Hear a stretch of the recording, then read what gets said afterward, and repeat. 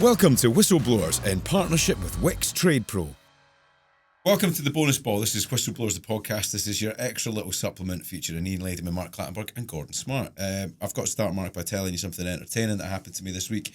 A mate of mine's got a 27-year-old sister, and she said, why on earth is that Gladiators refereeing football matches? She couldn't understand that you had a career before Gladiators. She'd seen like an old Sky game had popped up on the telly. I'm multi-skilled. I'm actually coming out of retirement to referee the Sidemen match in April at Wembley Stadium. 90,000 selling. 90,000 at Wembley. They sold Wembley out last year in 3 hours, and I think they've sold it in a record time. So it's under 3 hours they've sold all the tickets. What match is that? So it's 7 YouTubers come together and raise a lot of money for charity. Yeah. And I come out of retirement every year to referee this match. It blows my mind that there's a team #United. Guy Spencer that was involved in I think he got 2 ex-pros to play in it. Maybe one of them was Shearer, and nobody knew who they were. And they're like asking for autographs of YouTubers, and I had no idea who Shearer was. It's incredible. It blows me mind. It's a massive crowd, it blows isn't me it? mind what they do, and what they do is incredible. And the money that they raise is incredible. But these guys come with mind as they're covered with mind as you're YouTubers, but they're so powerful. I remember KSI coming on Work Experience to the Bizarre column about 20 years ago. Really? I was like, this guy's quite annoying. 20 years on. He's done well for himself. Skint. Quite annoying. Yeah. Annoyingly rich now. I tell you, boys, talking about do we have any sympathy for these guys in the public eye and all the rest of it, it comes up regularly in the podcast. But last week, this is recorded in advance, but there was a moment I did really feel for Dwight McNeil, his missus. Was really wound up by the potential move to Crystal Palace falling down at the last minute, but not just falling down. There was an accusation of a lack of courtesy where the decision was made that he wouldn't move from the northwest, from Merseyside, down to London. And again, when you think about it, that's moving kids out of school, relocating a family, removal vans, moving your entire life, moving away from family, your support network, all that. It's a big thing. Ian, do you have sympathy for players in that situation? Because I think quite often people will perhaps lose a bit of that empathy because of the money involved. Of course I do have sympathy because anybody with half a brain knows that money doesn't make you immune to disappointment or heartbreak or however you might describe it. And I think if you look at someone like Dwight McNeil, just off the top of my head, so I think he started at Manchester United and then he played to Burnley and then he went to Everton. So he lived all his young life in the northwest of England. I presume, and I am presuming, that his partner has also lived most of her life in the north of England too. They're a young couple. 26 now, isn't he? So, you're moving from the northwest to South London, kind of like that, clicking my fingers there, for those who aren't watching on YouTube. And it's a big deal. And it comes with a sweetener, which is probably an increased wage and signing on fee and all the rest of it. But the bottom line is it's a big deal. Kids are involved, even bigger deal. So when it falls down, like things can do, we believe this one probably fell down because Jean-Philippe Mateta was supposed to go from Palace to Milan for quite a few quid. That didn't happen. He failed his medical on his knee. Palace still went ahead with the transfer of Strand Larsen from Wolves, but therefore didn't have enough dough left to do the McNeil one. And he'd done the medical, by the way, McNeil, hadn't he? And he was down there. He'd done it. And so the problem here is twofold. It's A, that it happened, and B, Dwight's partner is upset that once it fell down, a club that had been all over him, allegedly, saying, oh, come on, come here, it'll be great, we'll love you, it'll be like this, it'll be this, it'll be that. And then when it's not happening, that's it. But they would probably argue, well, what do you want us to say? Well, we can't do anything. It's just fallen down. But to answer your question, yes, I do have sympathy because these lads are human beings after all. Yeah, Megan Sharpley, she's called. She's McNeil's girlfriend. And she was talking about radio silence. She said, tonight in the last 40 hours, I've broken my heart to see how the football world you love so much can be so cruel to you. To have something promised to you, to have been dragged along on an emotional roller coaster and to be toyed with until the final minute, to have 4.5 years of your life promised to you, travelling medicals, agreements made, promises made, to have prepared to move your entire life, our life, 100 miles away in the space of a few hours, to be torn away from you at the last second, absolutely no explanation, going from everything to radio silence, no phone call, no communication, Being left brokenhearted with nothing but confusion has hurt more than I can say. Pretty tough, isn't it, Mark? You know, you've moved countries, you know, you've moved continents in your career. But that doesn't just affect your life, does it? It's uprooting kids, it's being away from home, your support network, all of that. It's tough. Yeah, and I think this will split a lot of people. Her statement will split a lot of people because on one side, football will give that family or that partnership a great enjoyment because of the financial sides. And also playing football, I think it's a privilege. It would be a huge privilege probably from the majority of people in the UK to earn that type of money and play football, to do something they enjoy doing. And I think he enjoys playing football. So there's that side of it. But what people don't understand is you're involved in football. And I've spoken to a lot of players about transfer deadline day. They used to hate it. They didn't want to answer the phone because they have, especially the lower league players who aren't on the same levels as the Premier League players. And they've got the children's in the schools. They've got their house. They've got their life there in their community. And then all of a sudden, that they have to move. And most of the times you had players not moving their families that would end up, for example, I remember I think it was Kasper Schmeichel at Leicester. He was still in Manchester. Danny Simpson was in Manchester. A lot of players wouldn't move their families, but would travel to and from training every morning, every evening, and commute. That is true. And I feel for players, I do. And it's a really difficult one now because of the mental health side of what players go through. And money doesn't add any value when it comes to the ups and downs of football. It doesn't matter what I earned in Saudi, I had really downtime, missing the family, not being able to spend time, seeing your family grow up. All of that was the sacrifices. But the sacrifices I made was to try and give them a better life and increase their life's experiences. And you can buy new clothes every time you go through Heathrow Airport. To be sponsored by Reese. But no, go on, a serious side. I remember Claire. She was getting put under pressure from her work.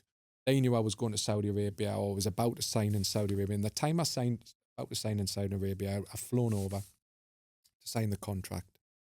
And her work were putting pressure on her, saying, look, you need to make a decision. Are you staying or are you going? And she said, look, if Mark signs a contract, I'm going to have to leave.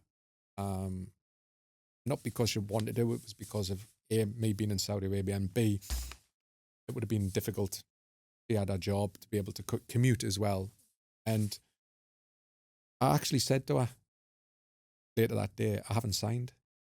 And she broke down, and I was like, whoa. And I left it for like 30 seconds. And emotional state, because she believed that I hadn't signed, not because of the money.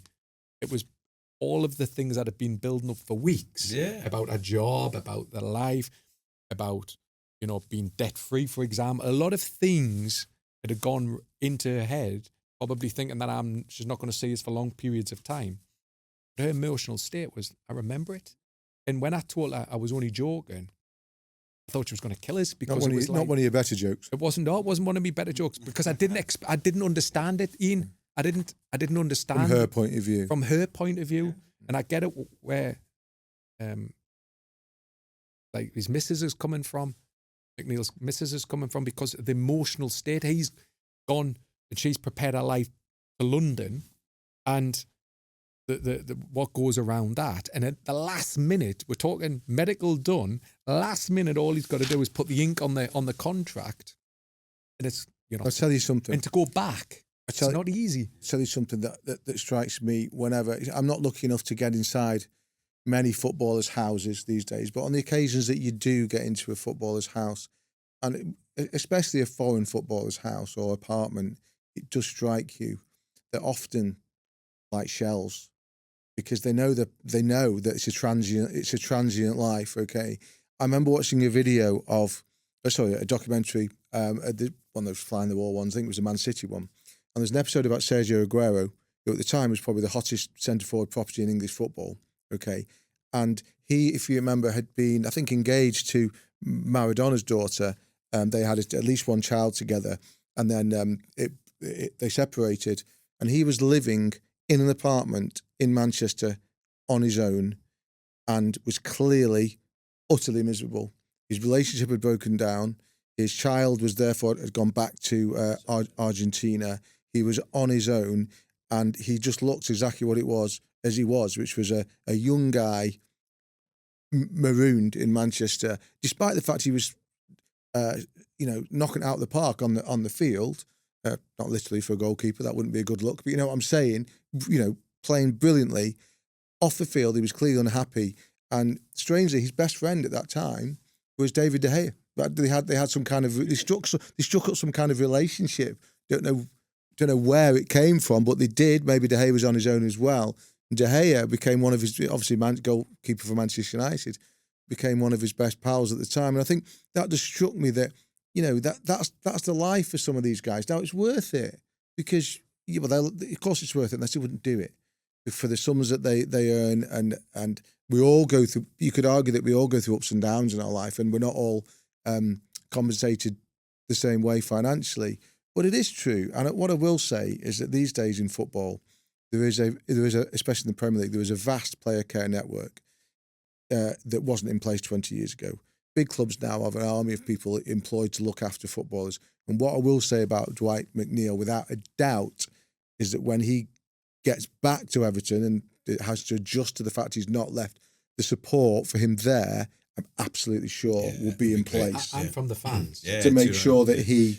he's going to be loved, isn't he? Because he didn't manufacture the move, did he? No, he didn't. And I think when players manufacture the move, was it Odawingie, for example, when he tried to manufacture that move, you come back, you can never really be accepted. But I think Dwight will get the love off the fan. I had a similar story when I went to Saudi and for the first couple of weeks, and I was getting woke up every morning off the prayer times at 5 a.m.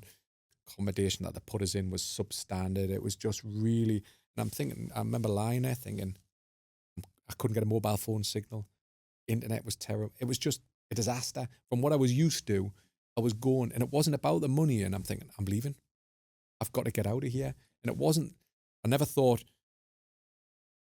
it's about the contract size and the money and everything else. I just thought, I can't live in this environment. And I didn't want to, I was struggling to get out of bed. It was the same in Egypt.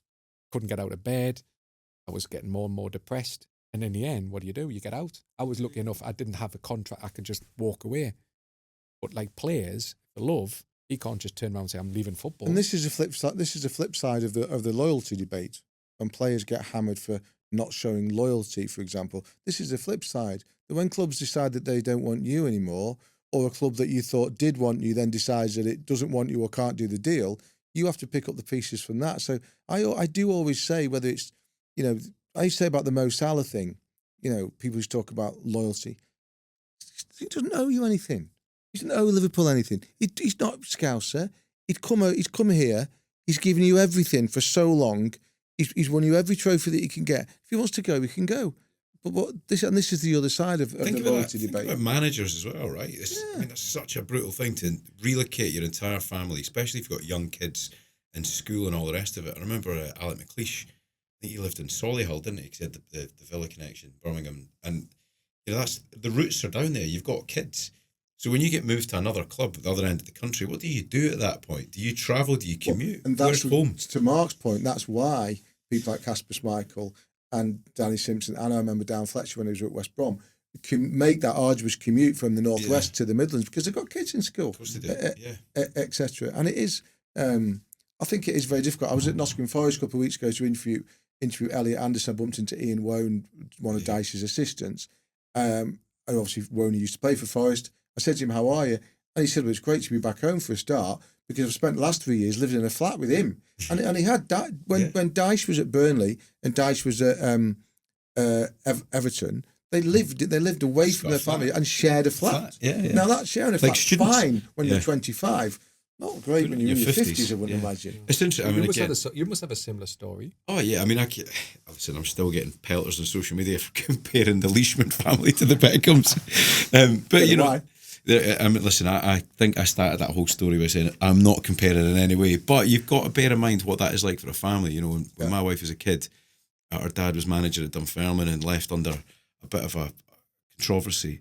And then suddenly you hear conversations of your mum and dad talking about relocating to America, and you're thinking, I'm leaving all my pals in Scotland and I'm going to have to move to America and start a new life, which is terrifying when you're a teenager or a kid. And then that doesn't happen and your dad ends up working away at Inverness or wherever it is and you're still at home with your mum. And it happened to me. I got relocated from London to Scotland when my kids were, my son would have been 3 or 4.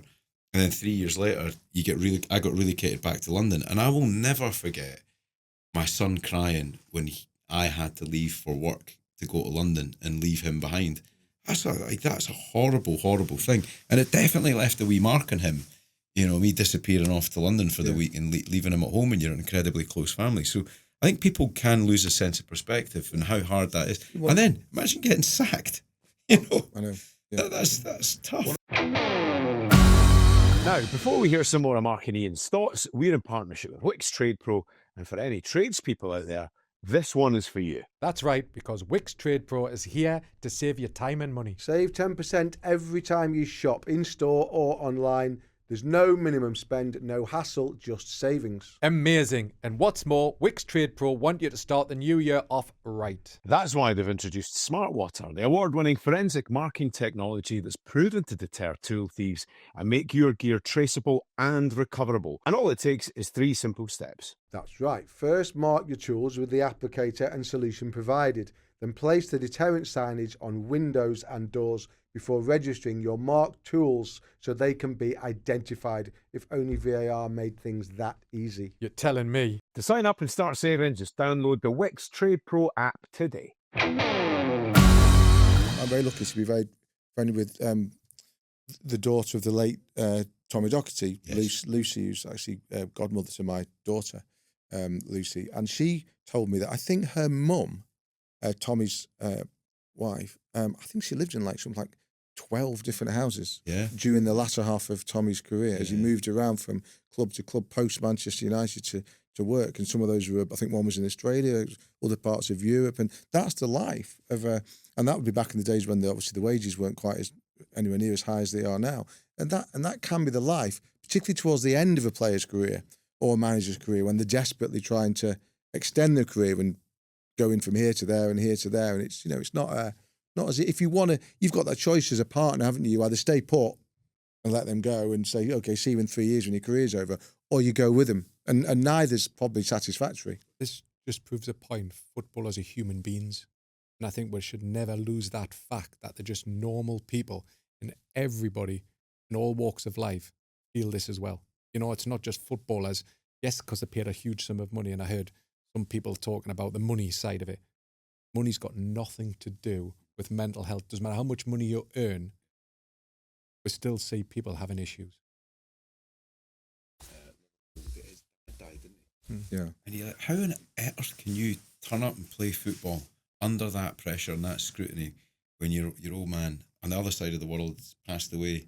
I think that's just... Well, Luis Diaz was doing it when his dad was kidnapped. Yeah. Do you remember? A couple of years ago. Obviously, Ibrahim Konate just scored a goal. He's just returned. His dad's passed away. Anyway, we should lighten it before we finish. Lighten. I'm going to give you a Tommy Docherty joke. Tommy, bless him. Very funny man. Tommy only died 3 or 4 years ago. Bless him. I only met him a handful of times. And one time was at a dinner. The last time I saw him actually, and he had one line. He said to me, "You know what, son?" He said, "I never forget a face, but I'm going to try and make an exception for yours." Or the other one, I've got a face for radio. Yeah, correct. Right, thank you very much for listening. Whistleblowers@dailymail.com. Send us a question for the boys, or even for me if you like, and get in touch with us. That's whistleblowers@dailymail.com. Mark, can you blow the full-time whistle, please? Thank you very much for watching Whistleblowers. Please subscribe to our YouTube channel. Remember, episodes every Thursday and Tuesday, and on a Sunday, you'll get our clip of the week.